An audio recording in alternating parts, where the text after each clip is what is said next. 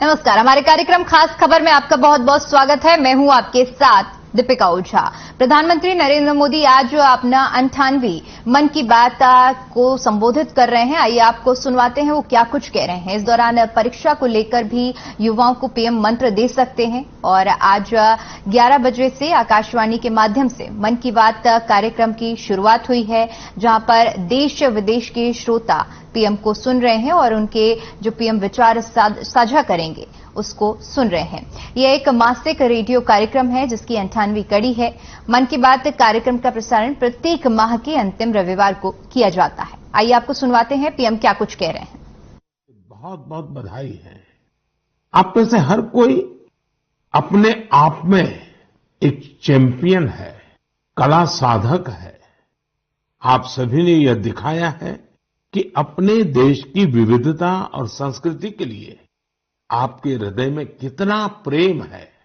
साथियों, आज इस मौके पर मुझे लता मंगेशकर जी, लता दीदी की याद आना बहुत स्वाभाविक है, क्योंकि जब ये प्रतियोगिता प्रारंभ हुई थी उस दिन लता दीदी ने ट्वीट करके देशवासियों से आग्रह किया था कि वे इस स्पर्धा में जरूर जुड़े। साथियों, लोरी राइटिंग कंपटीशन में पहला पुरस्कार कर्नाटका के चामराजनगर जिले के बी.एम. मंजुनाथ जी ने जीता है। इन्हें ये पुरस्कार कन्नड़ में लिखी उनकी लोरी मलगू कंदा के लिए मिला है। इसे लिखने की प्रेरणा इन्हें अपनी मां और दादी के गाए लोरी गीतों से मिली। आप इसे सुनेंगे तो आपको भी आनंद आएगा।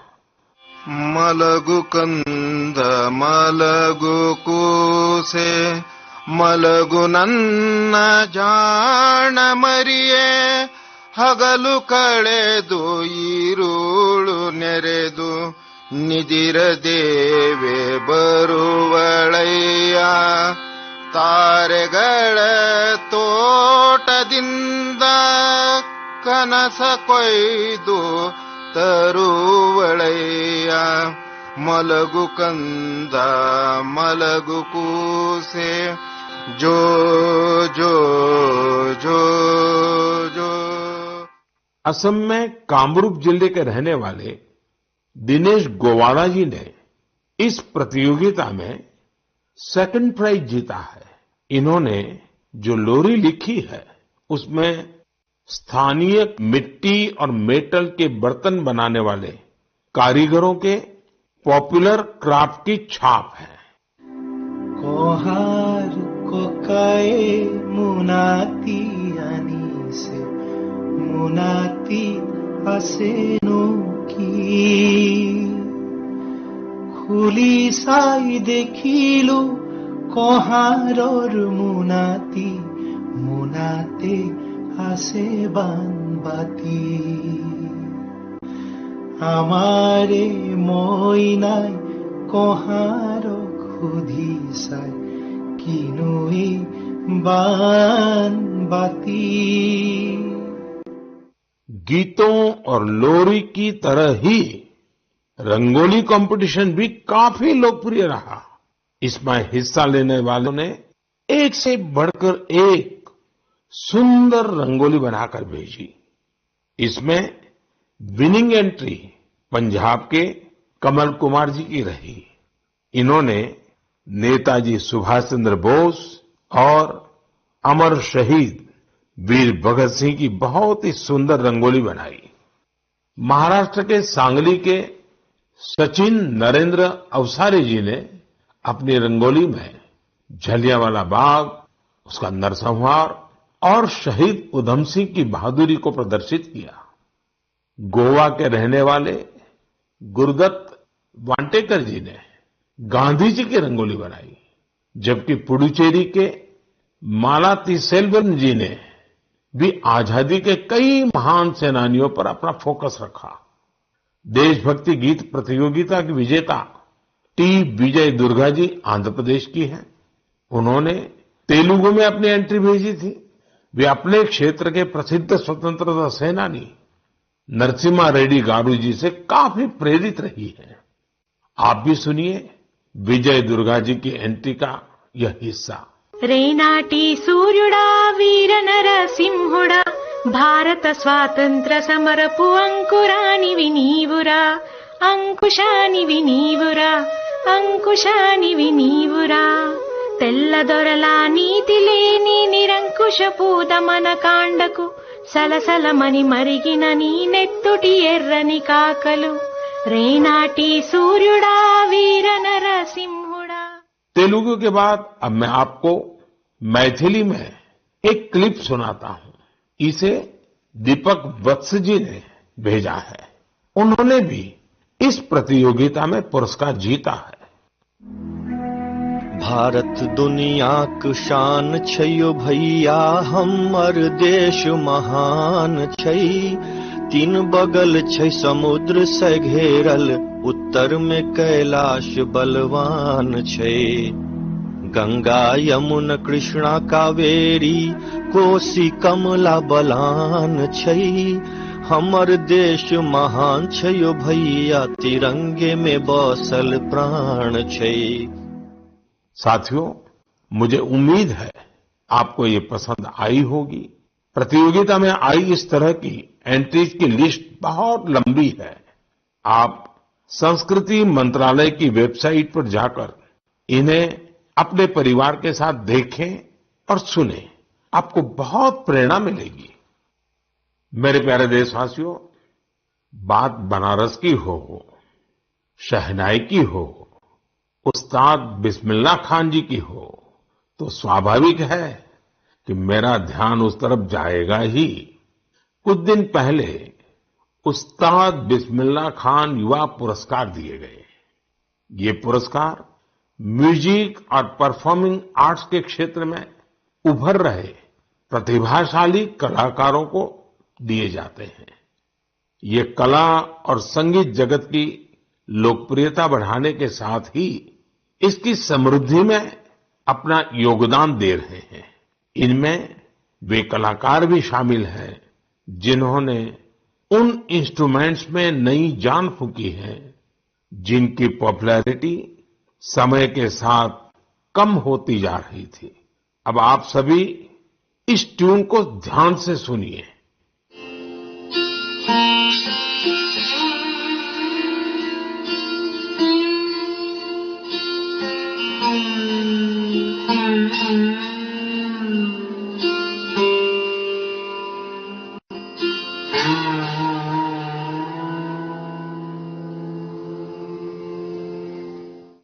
क्या आप जानते हैं ये कौन सा इंस्ट्रूमेंट है? संभव है आपको पता न भी हो। इस वाद्य यंत्र का नाम सुरसिंगार है और इस धुन को तैयार किया है जॉयदीप मुखर्जी ने। जॉयदीप जी उस्ताद बिस्मिल्लाह खान पुरस्कार से सम्मानित युवाओं में शामिल है। इस इंस्ट्रूमेंट की धुनों को सुनना पिछले 50 और 60 के दशक से ही दुर्लभ हो चुका था, लेकिन जॉयदीप सुरसिंगार को फिर से पॉपुलर बनाने में जी जान से जुटे हैं। उसी प्रकार बहन उप्पलपू नागमणि जी का प्रयास भी बहुत ही प्रेरक है, जिन्हें मैंडोलिन में कार्नाटिक इंस्ट्रूमेंटल के लिए यह पुरस्कार दिया गया है। वहीं संग्राम सिंह सुहास भंडारी जी को वारकरी कीर्तन के लिए यह पुरस्कार मिला है। इस लिस्ट में सिर्फ संगीत से जुड़े कलाकार ही नहीं है। वी दुर्गा देवी जी ने नृत्य की एक प्राचीन शैली करकट्टम के लिए यह पुरस्कार जीता है। इस पुरस्कार के एक और विजेता राजकुमार नायक जी ने तेलंगाना के 31 जिलों में 101 दिन तक चलने वाली पेरिनी ओडिसी का आयोजन किया था। आज लोग इन्हें पेरिनी राजकुमार के नाम से जानने लगे हैं। पेरिनी नाट्यम भगवान शिव को समर्पित एक नृत्य है जो काकतीय डायनेस्टी के दौर में काफी लोकप्रिय था। इस डायनेस्टी की जड़ें आज के तेलंगाना से जुड़ी हैं। एक अन्य पुरस्कार विजेता साइखोम सुरचंद्रा सिंह जी है। ये मैतेई पुंग इंस्ट्रूमेंट बनाने में अपनी महारत के लिए जाने जाते हैं। इस इंस्ट्रूमेंट का मणिपुर से नाता है। पूरन सिंह एक दिव्यांग कलाकार है जो राजुला, मलुशाही, नेओली, हुड़का बोल, जागर जैसे विभिन्न म्यूजिक फॉर्म्स को लोकप्रिय बना रहे हैं। इन्होंने इनसे जुड़ी कई ऑडियो रिकॉर्डिंग्स भी तैयार की है। उत्तराखंड के फोक म्यूजिक में अपनी प्रतिभा का प्रदर्शन कर पूरन सिंह जी ने कई पुरस्कार भी जीते हैं।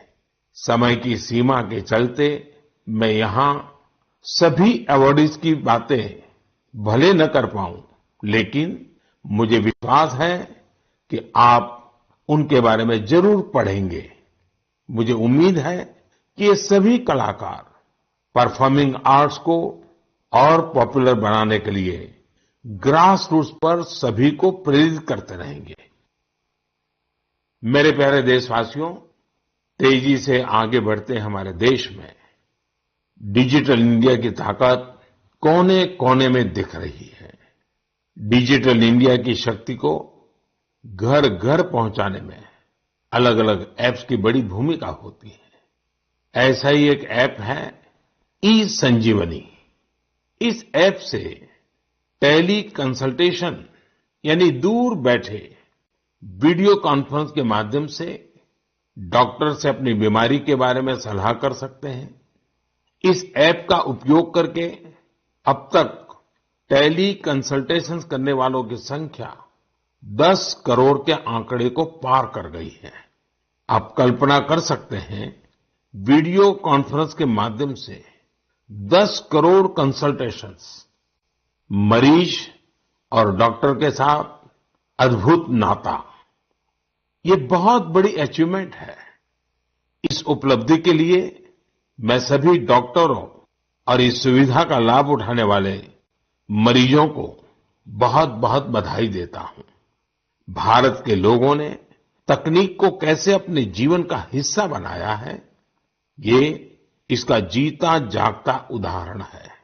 हमने देखा है कि कोरोना के काल में ई संजीवनी ऐप, इसके जरिए टेली कंसल्टेशन लोगों के लिए एक बड़ा वरदान साबित हुआ है। मेरा भी मन हुआ कि क्यों ना इसके बारे में मन की बात में हम एक डॉक्टर और एक मरीज से बात करें, संवाद करें और आप तक बात को पहुंचाएं। हमें जानने की कोशिश करें कि टेली कंसल्टेशन लोगों के लिए आखिर कितना प्रभावी रहा है। हमारे साथ सिक्किम से डॉक्टर मदन मणि जी हैं। डॉक्टर मदन मणि जी रहने वाले सिक्किम के ही हैं, लेकिन उन्होंने एमबीबीएस धनबाद से किया और फिर बनारस हिंदू यूनिवर्सिटी से एमडी किया। वो ग्रामीण इलाकों के सैकड़ों लोगों को टेली कंसल्टेशन दे चुके हैं। नमस्कार, नमस्कार मदन मणि जी। जी नमस्कार सर। मैं नरेंद्र मोदी बोल रहा हूँ। जी सर। आप तो बनारस में पढ़े हैं? जी मैं बनारस में पढ़ा हूँ सर। अपना मेडिकल एजुकेशन में ही हुआ? जी। तो जब आप बनारस में थे तब का बनारस और आज बदला हुआ बनारस कभी देखने गए कि नहीं गए? जी प्रधानमंत्री जी, मैं जा नहीं पाया हूँ जब से मैं वापस सिक्किम आया हूँ, लेकिन मैंने सुना है कि काफी बदल गया है। तो कितने साल हो गए आपको बनारस छोड़े? बनारस 2006 से छोड़ा हुआ हूँ। ओह, फिर तो आपको जरूर जाना चाहिए। जी। अच्छा, मैंने फोन तो इसलिए किया कि आप सिक्किम के अंदर दूर सुदूर पहाड़ों में रह करके वहाँ के लोगों को टेली कंसल्टेशन का बहुत बड़ी सेवाएं दे रहे हैं। जी। मैं मन की बात के श्रोताओं को आपका अनुभव सुनाना चाहता हूँ। जी। जरा मुझे बताइए कैसा अनुभव रहा है? अनुभव बहुत बढ़िया रहा प्रधानमंत्री जी। क्या है कि सिक्किम में बहुत नजदीक का जो पीएचसी है, वहां जाने के लिए भी लोगों को गाड़ी में चढ़ के कम से कम 100-200 रुपया लेके जाना पड़ता है और डॉक्टर मिले नहीं मिले ये भी एक प्रॉब्लम है। तो टेली कंसल्टेशन के माध्यम से हम लोग से सीधे जुड़ जाते हैं। दूर दराज के लोग हेल्थ एंड वेलनेस सेंटर के जो सीएचओ होते हैं वो लोग हम लोग से कनेक्ट करवा देते हैं और हम लोग का जो पुराने उनके बीमारी है, उनकी रिपोर्ट्स, उनका अभी का प्रेजेंट कंडीशन, सारी चीजें हम लोग को वो बता देते हैं। यानी डॉक्यूमेंट ट्रांसफर करते हैं? जी जी, डॉक्यूमेंट्स ट्रांसफर भी करते हैं और अगर ट्रांसफर नहीं कर सके तो वो पढ़ के हम लोग को बताते हैं। वहाँ का वेलनेस सेंटर का डॉक्टर बताता है? जी, वेलनेस सेंटर में जो सीएचओ रहता है, कम्युनिटी हेल्थ ऑफिसर। और जो पेशेंट है वो अपनी कठिनाइयां आपको सीधी बताता है? जी, पेशेंट भी कठिनाई हमको बताता है, फिर पुराने रिकॉर्ड्स देख के फिर अगर कोई नई चीजें हम लोग को जानना है, जैसे किसी का चेस्ट ऑस्कल्टेट करना है, अगर उसको पैर सूजा है कि नहीं, अगर सीएचओ ने नहीं देखा है तो हम लोग उसको बोलते हैं कि जाके देखो सूजन है नहीं है, आंख देखो, एनीमिया है कि नहीं है, उसका अगर खांसी है तो चेस्ट को ऑस्कल्टेट करो और पता करो कि वहां पे साउंड है कि नहीं। आप वॉइस कॉल से बात करते हैं या वीडियो कॉल का भी उपयोग करते हैं? जी, वीडियो कॉल का उपयोग करते हैं। तो आप पेशेंट को भी आप भी देखते हैं? पेशेंट को भी देख पाते हैं। जी। पेशेंट को क्या फीलिंग आता है? पेशेंट को अच्छा लगता है क्योंकि डॉक्टर को नजदीक से वो देख पाता है, उसको कंफ्यूजन रहता है कि उसका दवा घटाना है, बढ़ाना है, क्योंकि सिक्किम में ज्यादातर जो पेशेंट होते हैं वो डायबिटीज, हाइपरटेंशन के आते हैं और एक डायबिटीज और हाइपरटेंशन के दवा को चेंज करने के लिए उसको डॉक्टर मिलने के लिए कितना दूर जाना पड़ता है, लेकिन टेली कंसल्टेशन के थ्रू वहीं मिल जाता है और दवा भी हेल्थ एंड वेलनेस सेंटर में फ्री ड्रग्स इनिशिएटिव के थ्रू मिल जाता है, तो वहीं से दवा भी लेके जाता है वो। अच्छा मदन मणि जी, आप तो जानते ही हैं कि पेशेंट का एक स्वभाव रहता है कि जब तक वो डॉक्टर आता नहीं है, डॉक्टर देखता नहीं है, उसको संतोष नहीं होता है और डॉक्टर को भी लगता है जरा मरीज को देखना पड़ेगा। अब आज सारा ये टेलीकॉम कंसल्टेशन होता है, तो डॉक्टर को क्या फील होता है, पेशेंट को क्या फील होता है? जी, वो हम लोग को भी लगता है कि अगर पेशेंट को लगता है कि डॉक्टर को देखना चाहिए तो हम लोग को जो जो चीजें देखना है वो हम लोग सीएचओ को बोल के वीडियो में ही हम लोग देखने के लिए बोलते हैं और कभी कभी तो पेशेंट को वीडियो में ही नजदीक में आके उसकी जो परेशानियां हैं, अगर किसी को चर्म का प्रॉब्लम है, स्किन का प्रॉब्लम है, तो वो हम लोग को वीडियो से ही दिखा देते हैं, तो संतुष्टि रहता है उन लोगों। और बाद में उसका उपचार करने के बाद उसको संतोष मिलता है, क्या अनुभव आता है, पेशेंट ठीक हो रहे हैं? जी, बहुत संतोष मिलता है, हमको भी संतोष मिलता है सर, क्योंकि मैं अभी स्वास्थ्य विभाग में हूँ और साथ साथ में टेली कंसल्टेशन भी करता हूँ, तो फाइल के साथ साथ पेशेंट को भी देखना मेरे लिए बहुत अच्छा सुखद अनुभव रहता है। एवरेज कितने पेशेंट आपको टेली कंसल्टेशन के आते होंगे? अभी तक मैंने 536 पेशेंट देखे हैं। ओह, यानी कि आपको काफी इसमें महारत आ गई है। जी, अच्छा लगता है देखने में। चलिए, मैं आपको शुभकामनाएं देता हूँ। इस टेक्नोलॉजी का उपयोग करते हुए आप सिक्किम के दूर सुदूर जंगलों में, पहाड़ों में रहने वाले लोगों की इतनी बड़ी सेवा कर रहे हैं और खुशी की बात है कि हमारे देश के दूर दराज क्षेत्र में भी टेक्नोलॉजी का इतना बढ़िया उपयोग हो रहा है। चलिए, मेरी तरफ से आपको बहुत बहुत बधाई। Thank you. साथियों, डॉक्टर मदन मणि जी की बातों से साफ है कि ई संजीवनी ऐप किस तरह उनकी मदद कर रहा है। डॉक्टर मदन जी के बाद अब हम एक और मदन जी से जुड़ते हैं। ये उत्तर प्रदेश के चंदौली जिले के रहने वाले मदन मोहनलाल जी हैं। अब ये भी संयोग है कि चंदौली भी बनारस से सटा हुआ है। आइए मदन मोहन जी से जानते हैं कि ई संजीवनी को लेकर एक मरीज के रूप में उनका अनुभव क्या रहा है। मदन मोहन जी प्रणाम। नमस्कार। नमस्कार साहब। नमस्कार। अच्छा, मुझे बताया गया है कि आप डायबिटीज के मरीज हैं जी, और आप टेक्नोलॉजी का उपयोग करके टेली कंसल्टेशन कर करके अपनी बीमारी के संबंध में मदद लेते हैं। जी, एक पेशेंट के नाते, एक दर्दी के रूप में मैं आपके अनुभव सुनना चाहता हूं ताकि मैं देशवासियों तक इस बात को पहुंचाना चाहूं कि आज की टेक्नोलॉजी से हमारे गांव में रहने वाले लोग भी किस प्रकार से इसका उपयोग कर सकते हैं। जरा बताइए कैसे करते हैं। ऐसा है सर कि हॉस्पिटलें दूर हैं और जब डायबिटीज हमको हुआ तो हमको जो 5-6 किलोमीटर दूर जाकर इलाज करना पड़ता था, दिखाना पड़ता था। और जब से व्यवस्था आप द्वारा बनाई गई है, इससे है कि मैं जाता हूँ, हमारा जांच होता है, हमको बाहर के डॉक्टरों से बात भी करा देती हैं और दवा भी दे देती हैं। इससे हमको बड़ा लाभ है और लोगों को भी लाभ है इससे। तो एक ही डॉक्टर हर बार आपको देखते हैं कि डॉक्टर बदलते जाते हैं? जैसे उनको नहीं समझ, डॉक्टर को दिखा देती हैं, वही बात करके दूसरे डॉक्टर से हमसे बात कराती हैं। और डॉक्टर आपको जो गाइडेंस देते हैं वो आपको पूरा फायदा होता है उससे? हमको फायदा होता है, हमको उससे बहुत बड़ा फायदा है और गांव के लोगों को भी फायदा उससे है। सभी लोग वहाँ पहुँचते हैं कि भैया हमारा बीपी है, हमारा शुगर है, टेस्ट करो, जांच करो, दवा बताओ। अब पहले तो 5-6 किलोमीटर दूर जाते थे, लंबी लाइन लगी रहती थी, पैथोलॉजी में लाइन लगी रहती थी, एक एक दिन का समय नुकसान होता था। मतलब आपका समय भी बच जाता है। और पैसा भी व्यय होता था। यहाँ पे निःशुल्क सेवाएं सब हो रही हैं।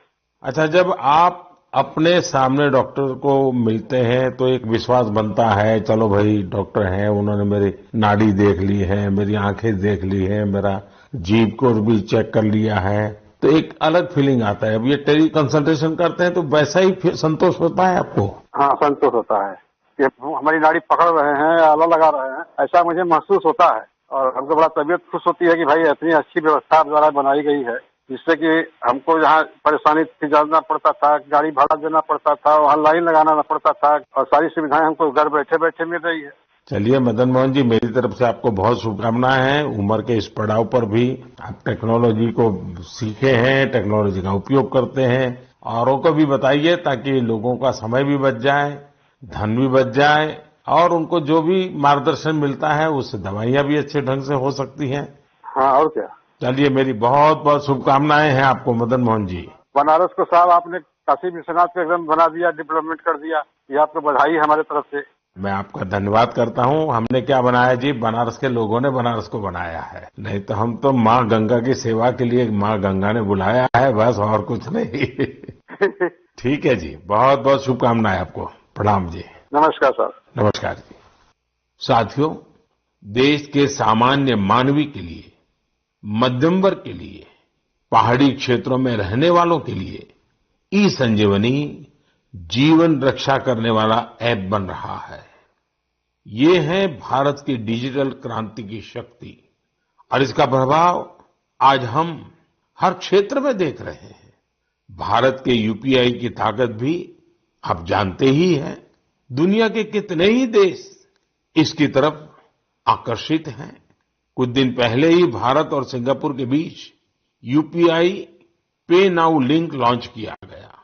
अब सिंगापुर और भारत के लोग अपने मोबाइल फोन से उसी तरह पैसे ट्रांसफर कर रहे हैं जैसे वे अपने अपने देश के अंदर करते हैं। मुझे खुशी है कि लोगों ने इसका लाभ उठाना शुरू कर दिया है। भारत का ई संजीवनी ऐप हो या फिर यूपीआई, ये ईज ऑफ लिविंग को बढ़ाने में बहुत मददगार साबित हुए हैं। मेरे प्यारे देशवासियों, जब किसी देश में विलुप्त हो रहे किसी पक्षी की प्रजाति को, किसी जीव जंतु को बचा लिया जाता है तो उसकी पूरी दुनिया में चर्चा होती है। हमारे देश में ऐसी अनेकों महान परंपराएं भी हैं जो लुप्त हो चुकी थी, लोगों के मन मस्तिष्क से हट चुकी थी, लेकिन अब इन्हें जनभागीदारी की शक्ति से पुनर्जीवित करने का प्रयास हो रहा है। तो इसकी चर्चा के लिए मन की बात से बेहतर मंच और क्या होगा। अब जो मैं आपको बताने जा रहा हूं वो जानकर वाकई आपको बहुत प्रसन्नता होगी, विरासत पर गर्व होगा। अमेरिका में रहने वाले श्रीमान कंचन बैनर्जी ने विरासत के संरक्षण से जुड़े ऐसे ही एक अभियान की तरफ मेरा ध्यान आकर्षित किया है। मैं उनका अभिनंदन करता हूं। साथियों, पश्चिम बंगाल में हुगली जिले के बांसबेरिया में इस महीने त्रिवेणी कुंभो महोत्सव का आयोजन किया गया। इसमें 8 लाख से ज्यादा श्रद्धालु शामिल हुए। लेकिन क्या आप जानते हैं कि ये इतना विशेष क्यों है? विशेष इसलिए क्योंकि इस प्रथा को 700 साल के बाद पुनर्जीवित किया गया है। यूं तो ये परंपरा हजारों वर्ष पुरानी है, लेकिन दुर्भाग्य से 700 साल पहले बंगाल के त्रिवेणी में होने वाला ये महोत्सव बंद हो गया था। इसे आजादी के बाद शुरू किया जाना चाहिए था, लेकिन वो भी नहीं हो पाया। 2 वर्ष पहले स्थानीय लोग और त्रिवेणी कुंभो परिचालना समिति के माध्यम से ये महोत्सव फिर शुरू हुआ है। मैं इसके आयोजन से जुड़े सभी लोगों को बहुत बहुत बधाई देता हूं। आप सिर्फ एक परंपरा को ही जीवित नहीं कर रहे हैं, बल्कि आप भारत की सांस्कृतिक विरासत की भी रक्षा कर रहे हैं। साथियों, पश्चिम बंगाल में त्रिबेनी को सदियों से एक पवित्र स्थल के रूप में जाना जाता है।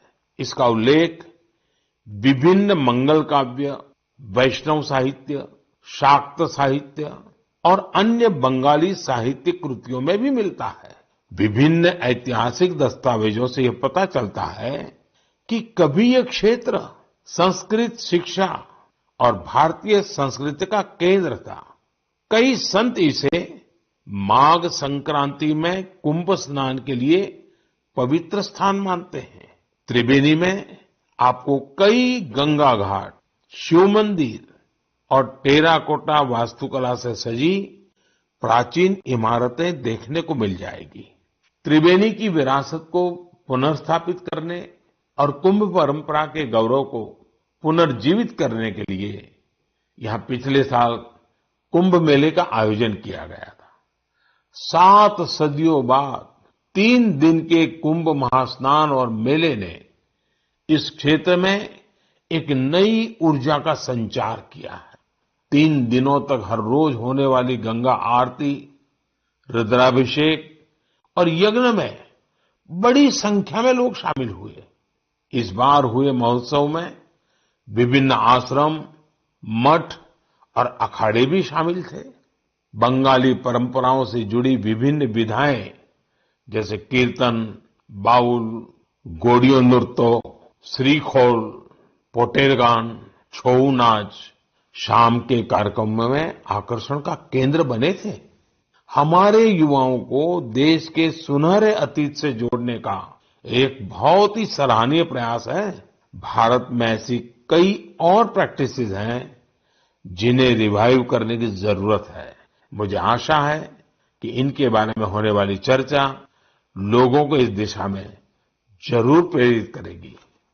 मेरे प्यारे देशवासियों, स्वच्छ भारत अभियान ने हमारे देश में जन भागीदारी के मायने ही बदल दिए हैं। देश में कहीं पर भी कुछ स्वच्छता से जुड़ा हुआ होता है तो लोग इसकी जानकारी मुझ तक जरूर पहुंचाते हैं। ऐसे ही मेरा ध्यान गया है हरियाणा के युवाओं के एक स्वच्छता अभियान पर। हरियाणा में एक गांव है दुल्हेड़ी। यहाँ के युवाओं ने तय किया हमें भिवानी शहर को स्वच्छता के मामले में एक मिसाल बनाना है। उन्होंने युवा स्वच्छता एवं जन सेवा समिति नाम से एक संगठन बनाया।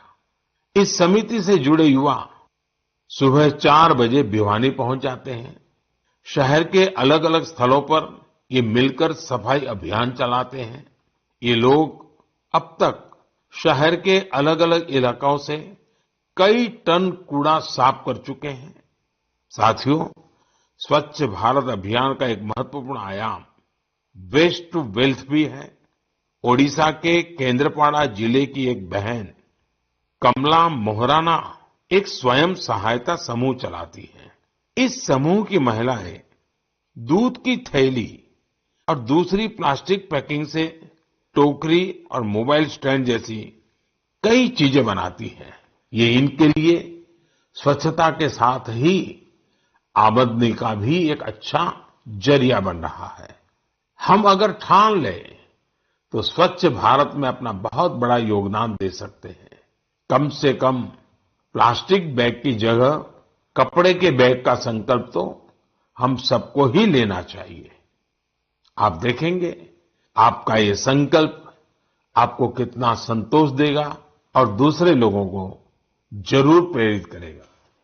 मेरे प्यारे देशवासियों, आज हमने और आपने साथ जुड़कर एक बार फिर कई प्रेरणादायी विषयों पर बात की। परिवार के साथ बैठ करके उसे सुना और अब उसे दिन भर गुनगुनाएंगे भी। हम देश की कर्मठता की जितनी चर्चा करते हैं उतनी ही हमें ऊर्जा मिलती है। इसी ऊर्जा प्रवाह के साथ चलते चलते आज हम मन की बात के 98वें एपिसोड्स के मुकाम तक पहुंच गए हैं। आज से कुछ दिन बाद ही होली का त्योहार है। आप सभी को होली की शुभकामनाएं।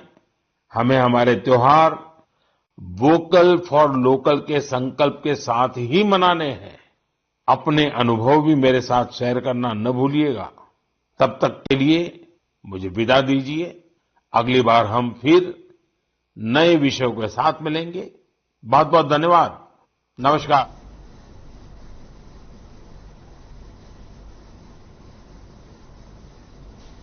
तो पीएम मोदी को सुन रहे थे आप, जहां पर उन्होंने मन की बात कार्यक्रम के 98वें संस्करण में ई संजीवनी जैसे कई मुद्दों पर लोगों से बातचीत की और बताया। चलिए फिलहाल के लिए इतना ही। देश और दुनिया की तमाम बड़ी खबरों के लिए बने रहिए हमारे साथ। नमस्कार।